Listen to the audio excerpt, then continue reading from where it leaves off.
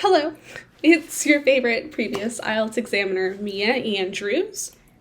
Today we are going to be looking at the IELTS band descriptor for grammatical range and accuracy. In previous videos, we've looked at Lexical Resource and Fluency and Coherence. And after this video, we'll look at pronunciation. Now, for grammatical range and accuracy, this is literally just about your English grammar. Now, for this video, we are going to be talking in terms of English grammar sometimes, so I'll try to explain things as those come up, okay? To start with, let's talk about the 4 different types of grammatical structures that are commonly used in English. So we have first a simple sentence. A simple sentence is something like, I like cats, right? So we have I, subject, like, verb, object, cats, right? This is a very simple sentence. If you are someone who speaks usually only using simple sentences, that's going to suggest that you lack a range of structures to use, and that will keep you below a 6 in most cases. All right. Now, the public band descriptors are available if you want to take a look at those. You'll notice in band 6, they do talk about having those varied sentence structures. So just pay attention. All right. Now, instead of just using always simple sentences, you could try to use a compound sentence. A compound sentence is a independent clause, which is just a sentence by itself. For example, I like cats, plus a conjunction. So for example, I like cats and dogs. Your conjunction there is and, right? Now, this is a compound sentence. Other conjunctions can be found if you use the acronym FANBOYS. So fanboys stands for and, nor, but, or, yet, and so. Okay? So these are all conjunctions that you could use to create a compound sentence.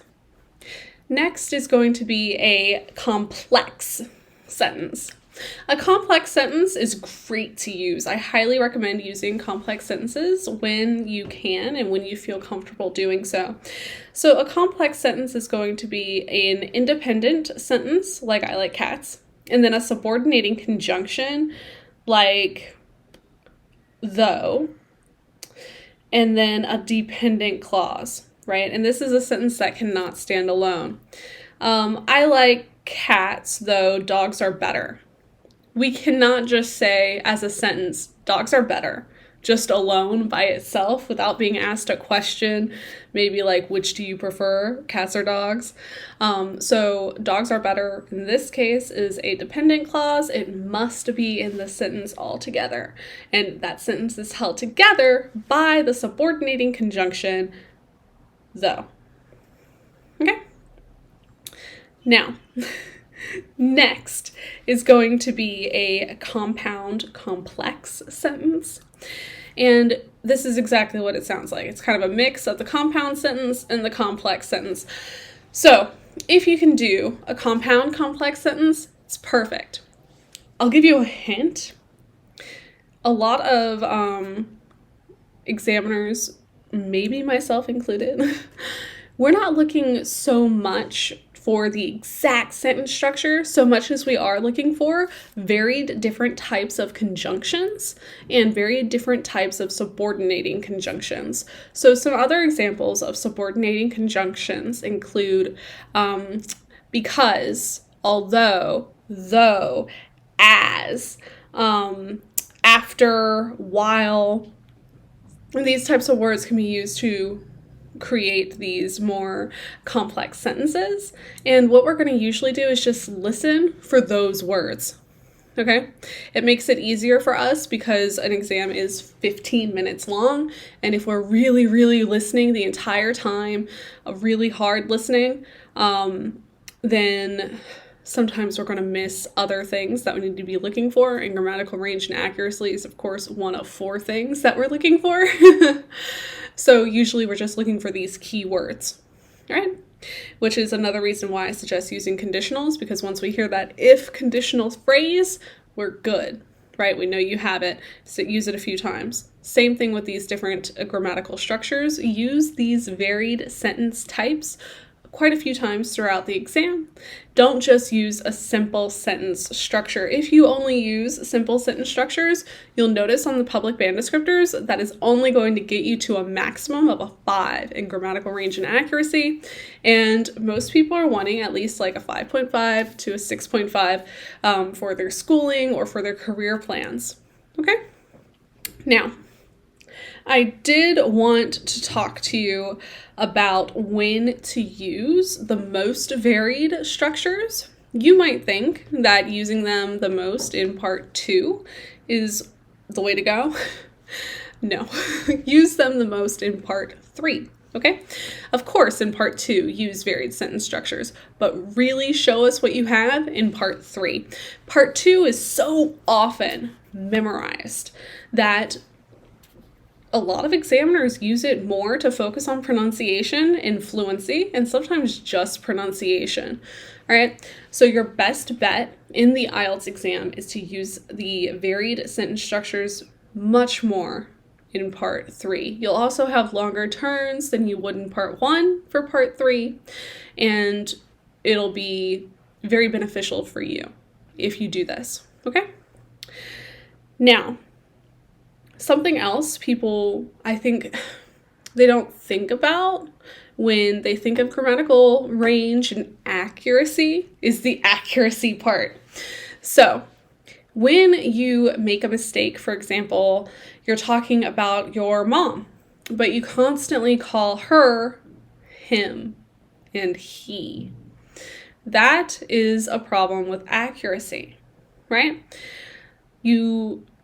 A lot of our test takers do come from a native language background where maybe they don't have these gendered pronouns, but in English we do.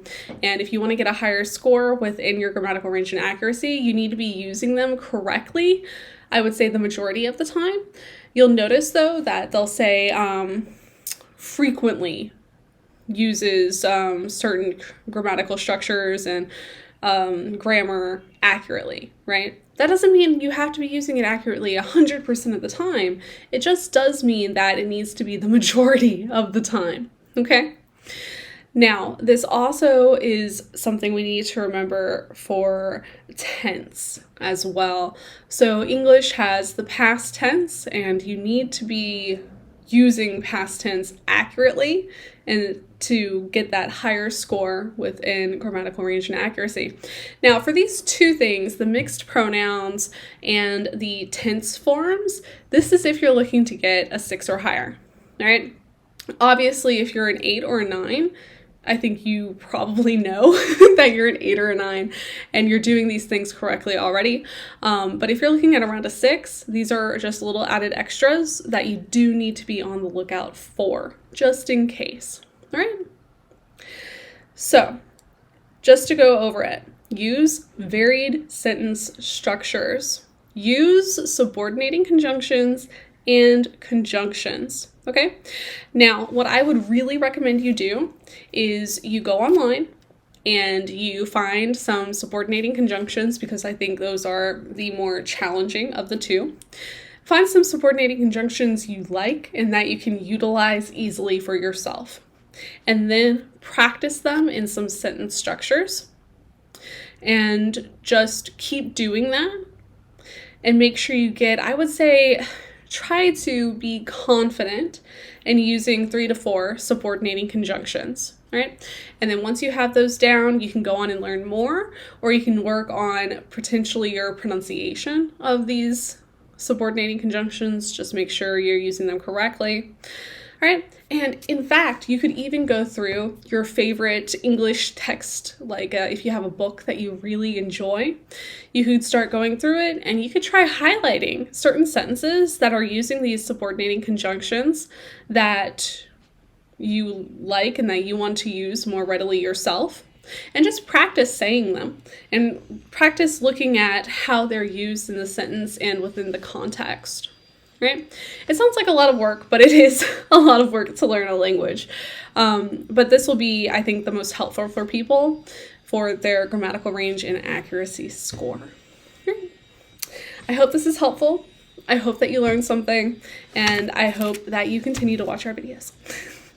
All right, have a good day. Goodbye.